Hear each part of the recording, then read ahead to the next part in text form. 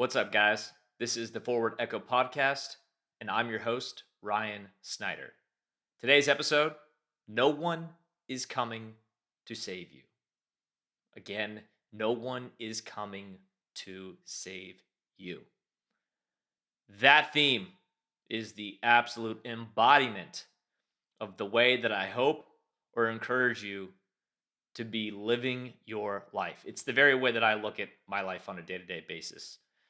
And what that statement means is self reliance, personal responsibility, taking personal responsibility on improving your life on a day to day basis in every area of your life. Now, I don't want this to be confused because given the environment we're in today, it is important. Let me be very clear about this. It is important that you ask for help in any capacity. Self-reliance doesn't mean you sway from asking for help asking for help and that you say you can do it yourself. No, self-reliance means that upon asking for help, you do the work. You got to do the work. You have to be willing to take responsibility and full accountability for the work that you do and the work that you do not do towards whatever X achievement it is or X journey you're on. You have to decide to do that for yourself. There's a couple buckets, actually, quite a few buckets that I apply this to my life, and that is my health. So, body, mind, spirit. That's my relationships with my significant other, my girlfriend, my relationships with my family, my relationships with my friends, my relationships with my mentors, my relationships with the people I work with, my clients, my coworkers. Um, you know, there's also the bucket of if you're not an entrepreneur, you're an employee, there's still the relationships of your fellow peers, right? Your bosses, your subordinates. Um, Another bucket, finances and social circle. So all of these areas of life are absolutely crucial to take accountability and responsibility and to seek guidance, to seek support, to seek help, to really maximize the way that you're showing up in those different buckets of life or pouring into those different buckets of life. So, to kick things off, we're going to dive right into the body and the mind. I put a couple notes here to kind of help keep us on topic today. So, specifically with body and mind, right? Taking responsibility, the way that I look at my life, I am obligated to put good things into my body, put the right fuel into my body, right? If you look at a high performance vehicle, you're very meticulous about changing the oil, about maintenance with the car, about putting in the proper fuel, about getting things calibrated or fixed if that's at an electronic level, a software level, or at a hardware level. If something goes wrong with the vehicle, right? Even if it's not a high performance car, fuck it, any car, right? If you want to be able to rely on that vehicle for a long period of time, you have to be willing to take care of it, and that requires maintenance, consistent maintenance. Your body is no different. It is a freaking machine. Your mind and your body are both an absolute machine. So for me, I am always looking at what my diet looks like, what my exercise routine looks like, and what my sleep hygiene looks like. To add another caveat to that, if you do have underlying health conditions, of course you should be going to doctors to get medically checked up. If you have diabetes, for instance, or any type of behavioral health, which we'll kind of segue into that in a second. But you have to stay on top of these things, and you have no one else to blame at the end of the day but yourself if you're not consistently taking care of your body. Now, of course, life is life on life terms, and sometimes things go sideways. You could be living a really healthy life, in which case you just, bad luck. Something happens, you get a disease. People die early at a young age for, reasons that feel unfair or unjust, knowing they've been super athletes or triathletes or just people who are consistent. But you can't focus on that, right? You have to stay focused on doing your best, showing up to your best, right? If you're struggling with getting in the gym, it is your responsibility to get yourself to the gym. What can you do? You can lean on others for support. You can find a gym workout partner, someone who's going to get your ass out of bed at 0500 in the morning to go on that run you are dreading on going on. Or, if it's after work for you, you got to be able to lean into support. And if you do lean into support and you don't show up and you don't get the results you want, then it is on you to take accountability for your lack of action. Again, no one is coming to save you but yourself.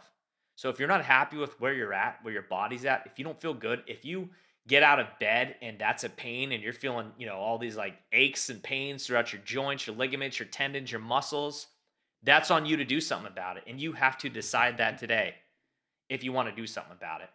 Um, you know, segueing into the mental health management side of things, if that's therapy, if that's medication, if that's tools that you can use on a day to day basis, like stress management tools or emotional regulation tools or distress tolerance tools. There's so many great tools out there and so many different modalities of therapy.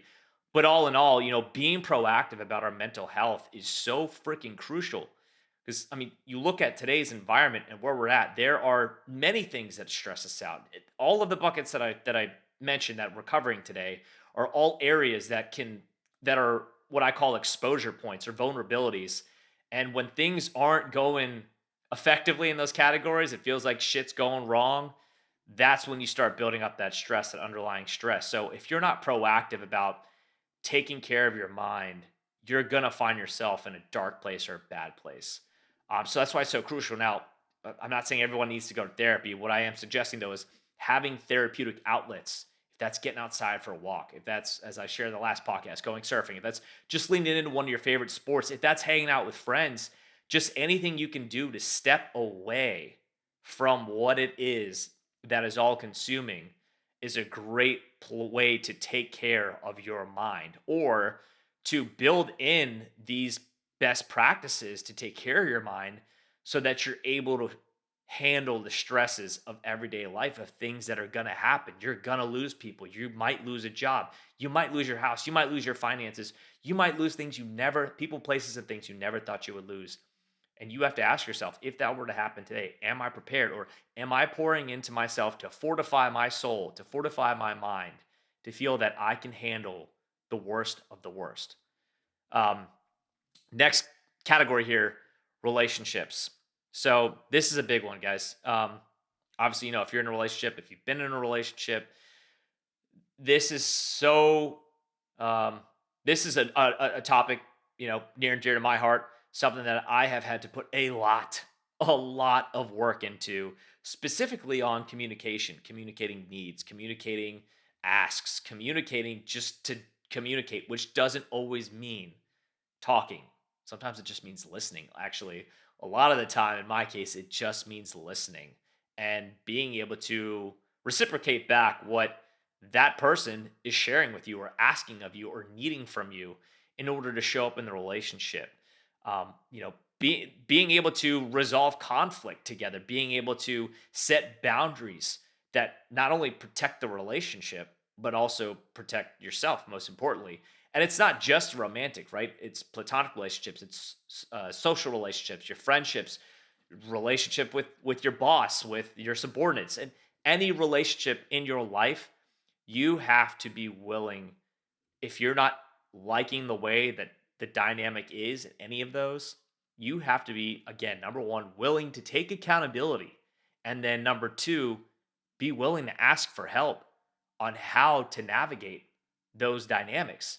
That stuff's not easy. It didn't come easy for me. It never has. And I don't think it ever will. That's something that I've had to, pour 10x into in order to build healthier relationships. And that was something early on that I was not willing to ask for help until I got to a place that I was in so much pain. It was like, okay, I've had enough. And that is when I began my journey in terms of really learning how to better the relationships and the people that I was surrounding myself with in my life. And today, I look at everyone around me and it's a miracle. It's a miracle. I'm beyond grateful. Grateful is a freaking understatement for the individuals that I get to be around on a day to day or week to week basis because they do nothing but fill my heart up. They fill my soul up. They are people who keep me accountable, keep me mission focused, and inspire me to show up every freaking day to the best of my ability. So if you're wishing to see changes in your relationships, you have to be willing to go and ask for help and seek out, again, those modalities that help you improve your relationships. If that's going to counseling or therapy, if that's reading books, if that's reading articles, if that's, just researching what communication means. There was a book I read a long time ago, at the very beginning of what I call my journey, my journey of self discovery, was How to Win Friends and Influence People.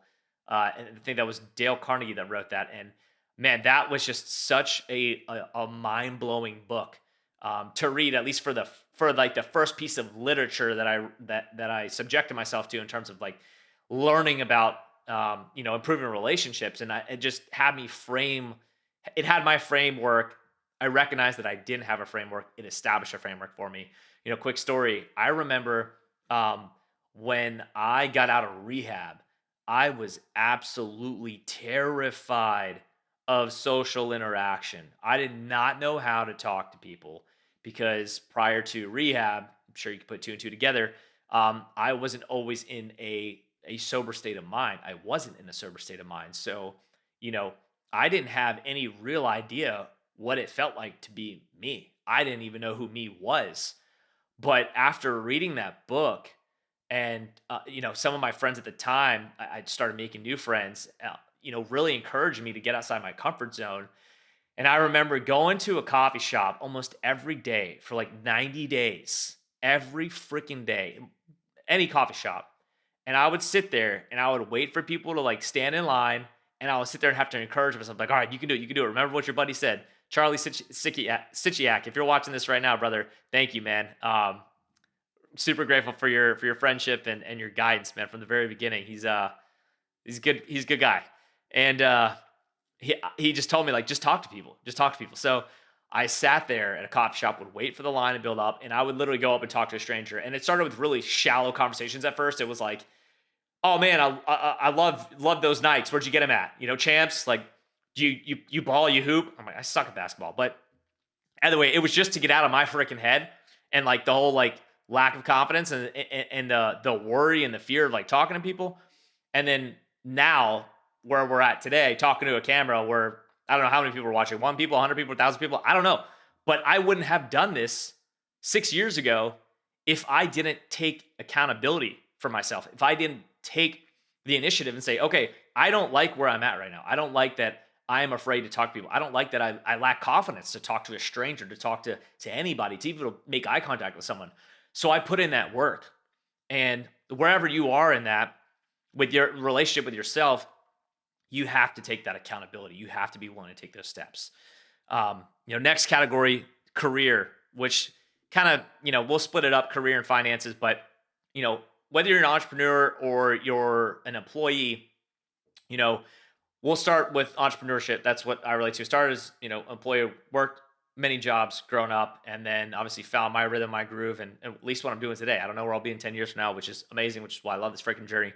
But, as an entrepreneur, every single day, I have to continually learn. I have to continually network. I have to continually adapt to challenges as they're presented, wearing 20 freaking hats every single day, as a solopreneur rather. Um, it's tough.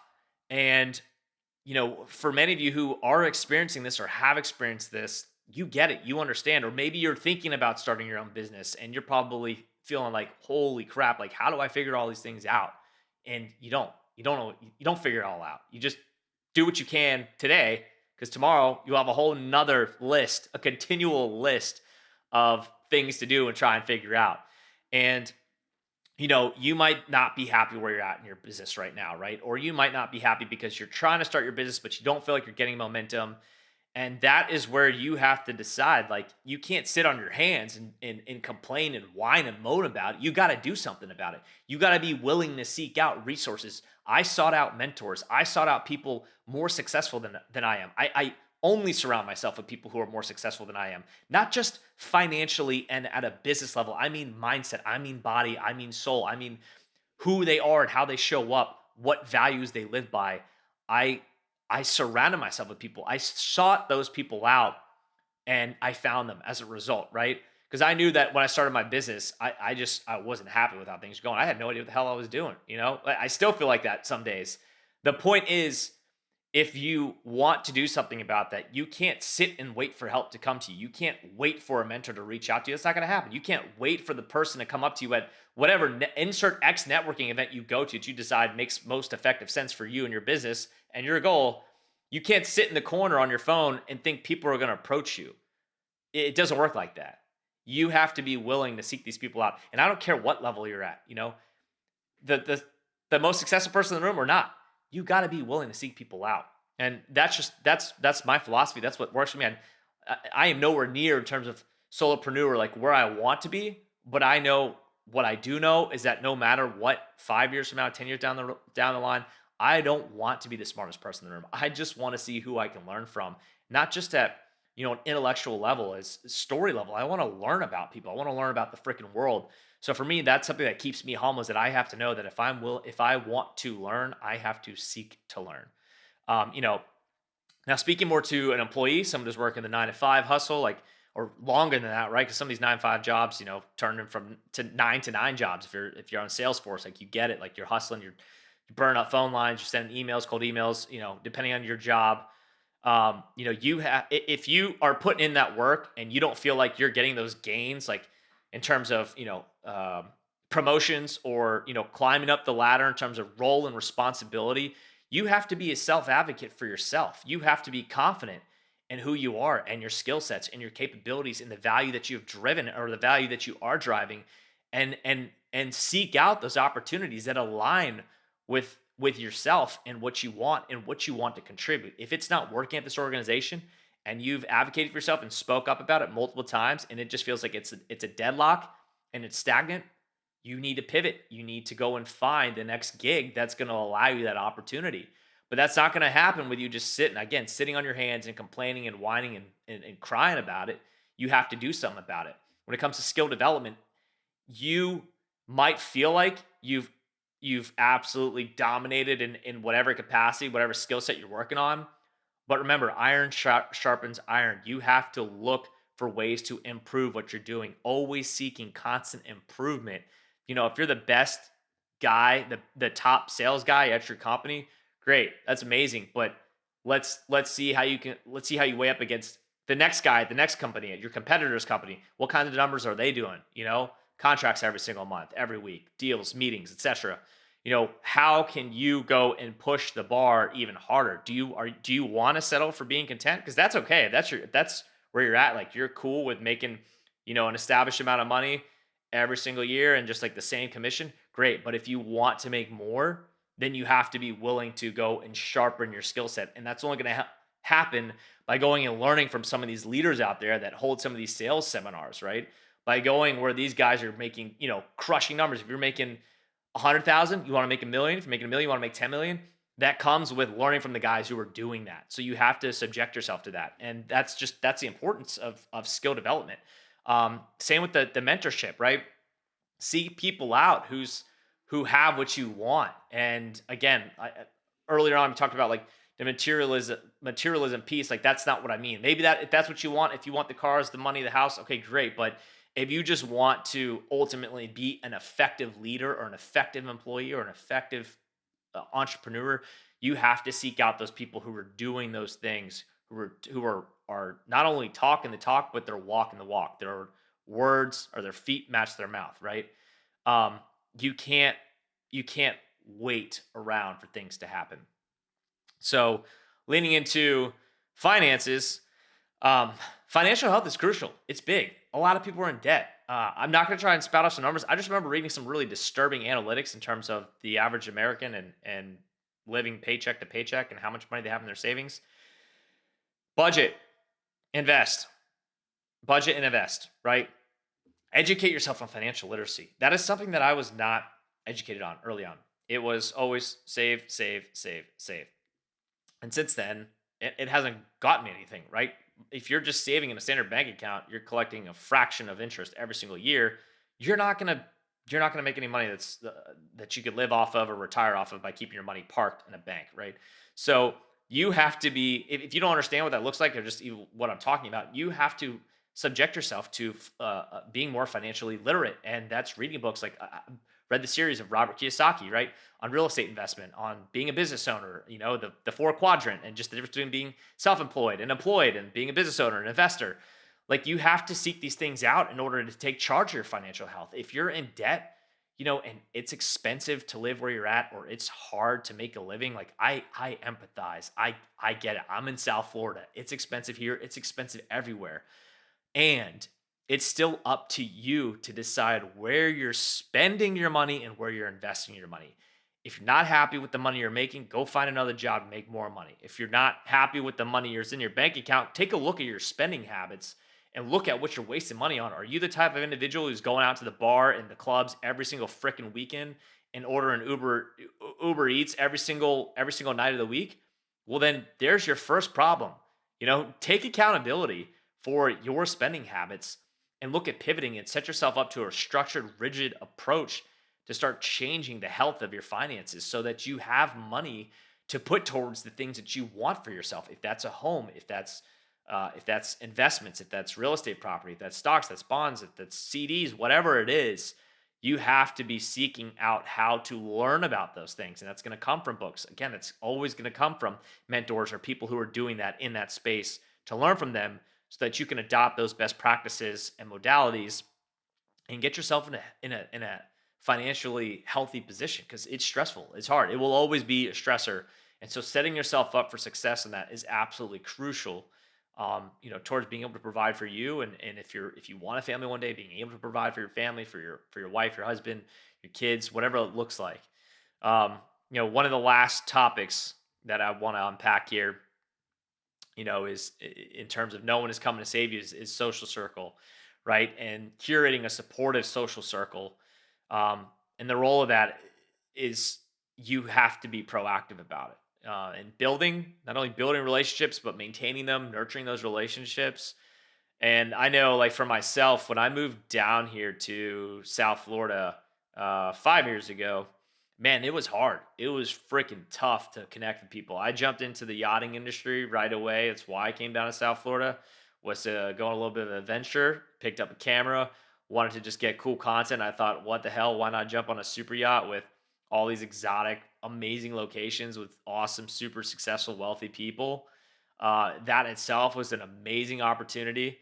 That itself was me being proactive about, the people I wanted to interact with, that I wanted to learn from. And I remember one of the individuals that I had worked for in his boat. He asked me, like, what I was doing, what my goals were. I kind of share with him a little bit, and then, like, in that conversation, I was like, "Do you mind if I just ask you some questions?" And he said, "You know what? Stop working for the day. Just come inside, sit down with me, and we'll talk." And he was so open about everything, and I firmly believe it's because he saw my eagerness, and my willingness, and my hunger, my drive to be successful, to at least learn the principles and the foundations of what it means to live a life worth living. And I had so many incredible interactions like that with multiple yacht owners. They were just, I think I just lucked out that they were just all just really great people, because I've heard horror stories in the industry of not so great owners, and how, they could be kind of like the dark side of being financially wealthy. But man, it was stimulating conversations, and they gave me so much literature, books, and stuff to read and to educate myself on financial literacy. And it was just, I was so grateful for that time period of my life. But again, I was proactive about it, right? I wanted to make friends with people who were living a life that I dreamed of myself living one day. And so it started there, and then eventually, networking my way around South Florida. Currently today I'm in Stewart, and I just have such a solid group of individuals around me that I'm so grateful for. But again, all started with a handshake and sticking my neck out and texting people and asking what they're doing, asking them if I could buy them lunch, asking them if they want to go surf, whatever that looked like. And I'm just so grateful I have those relationships today. And the part that's always the toughest, right, as I'm sure you guys relate to, is life gets busy, right? We have so many responsibilities, so many things happening, and it's hard to keep all those relationships, check in with all those relationships every single week, because again, we all have our lives. But what always, I think, makes me feel so proud or grateful is the individuals that I can go without talking for 3 months and just shoot a text over to and say, "Hey, checking in, how you doing? Thought about you today. Remember when this happened, or I remember this conversation, or what's happening with this? Check in with me when you get a chance. How you holding up? How's the mental space? How's work? How's family? And then getting a text back, same day. And it's like picking up a conversation, that you just had yesterday. And so all of that comes with being proactive about finding good people in your life. And you deserve to have good people in your life. I don't know where you're at in your journey.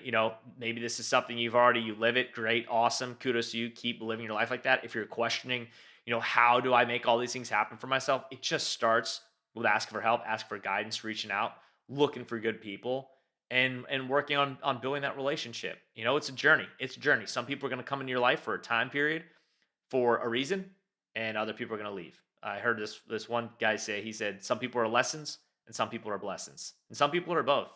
And that's there's a reason to be grateful for each one of those. I believe. So just to kind of recap everything we talked about with self-reliance, the importance of just recognizing that at the end of the day, no one is coming to save you. So you got to seek help. You got to seek resources out. One of the things I forgot to mention is, excuse me, I been dealing with, shoulder injury, right? Shoulder injury, a hip injury, and a knee injury. And I have been actively working all of my different modalities, like super regimented physical routine in terms of what I got to do. A couple workouts a day, training for a triathlon at the end of this year, and it's requiring such discipline to treat those different areas because you only have so much time in a day. You got to balance with work, right? And it's been such an awesome journey and an awesome challenge in itself. I'm grateful for it. I'm having to be really freaking patient in a different aspect, but I'm grateful for it. So, anyways, that being said, what I'm getting at is self-reliance in terms of being able to protect yourself, protect others. That's going out and actively training with firearms, going out and actively training jujitsu, going and actively out and actively training mixed martial arts. I'm a big believer in that. I recently uh, got into jujitsu, got injured, and then it's just been injury upon injury upon injury, which is unfortunate. It's not the case, so I hope I'm not scaring you away. If you're considering doing jujitsu, I highly recommend it. It's amazing. There's this incredible place here in Stewart called Gracie Martial Arts, just an amazing family, amazing instructors there, just an amazing community that really make you feel welcome. But the point being, you have to be willing to learn self defense and be able to protect not only yourself, but be able to stand up to the call should you be out and about with strangers and something happens to someone, to be able to protect somebody, to be able to protect your family, your kids, your wife, your husband, whoever that is. I know for myself, I don't want to be that person who is helpless. I don't want to be that person who's a victim. I don't want to be that person who can't show up if someone should need me. And so I just really wanted to emphasize that point too, to make sure you invest your time into firearm training, into self defense training, because there will come a time. There might not come there might not come a time, but if there does come a time, like, you have to be prepared for those moments. And the difference between being successful in a situation like that is going to be if you are prepared or if you're not. That's it. That's a very black and white, yes, no relationship. So make sure that, if that's something you don't know how to do, seek out resources, seek out help, go to a shooting class, look for people who have experience in the military or experience in law enforcement, or just or experienced instructors and have been shooters their whole life, or have just been shooting for a really long time, and seek that guidance. Seek out mixed martial arts in your area. There's a lot of great gyms, a lot of great opportunity around nowadays, which is so awesome. Um, so the end of the segment got cut off because my camera only has a 30-minute max recording time. So to wrap this up, guys, at the end of the day, you have to be willing to adopt a self-reliant mindset if you are to be successful in every or any area of your life. You have the power. Only you have the power to change your circumstances. You believe that, you will make it through whatever it is you're going through. You don't, you will always be a victim. One of my buddies told me a long time ago an amazing question he always asked himself. He said, am I a victor or am I a victim? Do I want to be the victor or do I want to be the victim? So I leave that with you. Do you want to be the victor? Do you want to be the victim? If you want to be the victor, continue putting in effort, remaining determined, and walking through fire, getting baptized by fire. Because on the other side of those flames, on the other side of those challenges, on the other side of that mountain is growth and a newer, more improved, more effective version of yourself. As always, guys, get after it. Have a good week, and we'll see you next time.